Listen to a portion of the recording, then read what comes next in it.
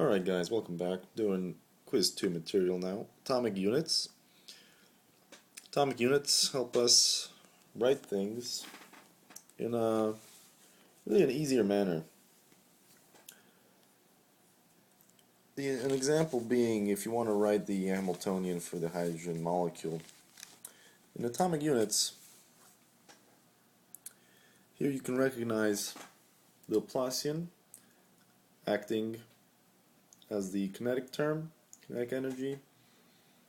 Here you have interactions of the electron. The electron is denoted by the lowercase r and by the number 1. The capital letters A and B, they denote the nuclei. So because hydrogen 2 will have nuclei A and B. And it will also have 2 electrons, so electrons 1 and 2.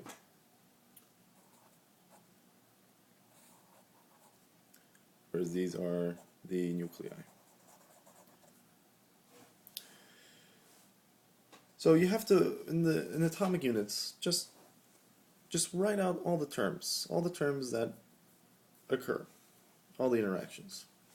Interactions between electron and nuclei, electron, and then nuclei. These are all potential, these are kinetic. Effective nuclear charge, Zeph, in terms of Hartrees. Negative z squared, this is your nuclear charge, over 2n squared. This gives you the energy for a hydrogenic atom. This is an atom that looks like hydrogen because it has, well, it basically acts like a single electron and a single nucleus interaction.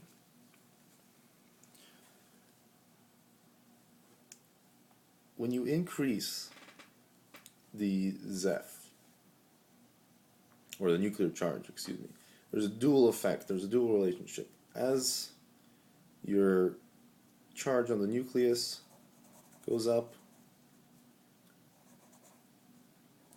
your electron will be attracted a lot more to it.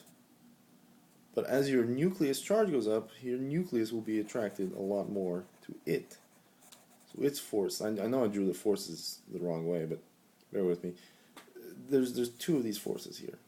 So this relationship will actually quadruple it.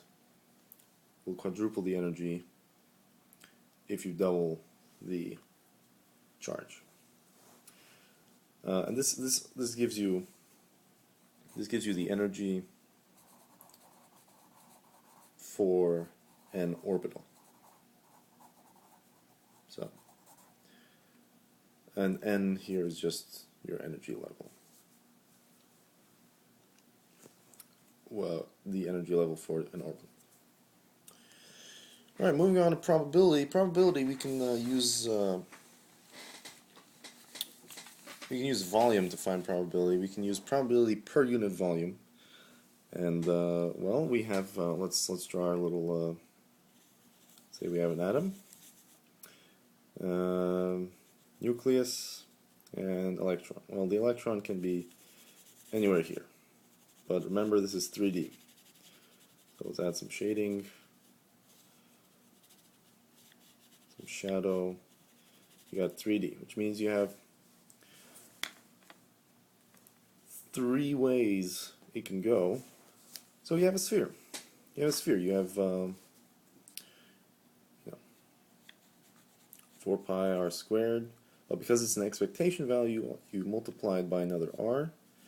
So what you get is 4 pi r cubed times the wave function in terms of r squared. This is your expectation value for r at some, at some level. A to B. This gives you probability per unit volume. And here's it expanded, expectation value of R, surface area, sum R, dr gets you volume, not volume, surface area. What's interesting is that the most probable position of R is given by the setting of this derivative with respect to R equal to 0.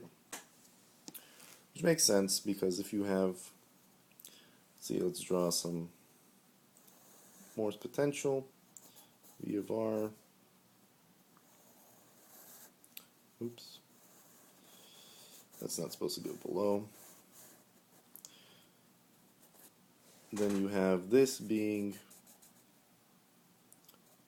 your equilibrium R.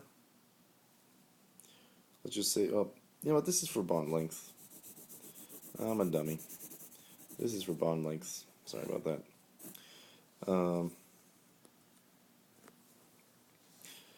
Sorry about that. Okay.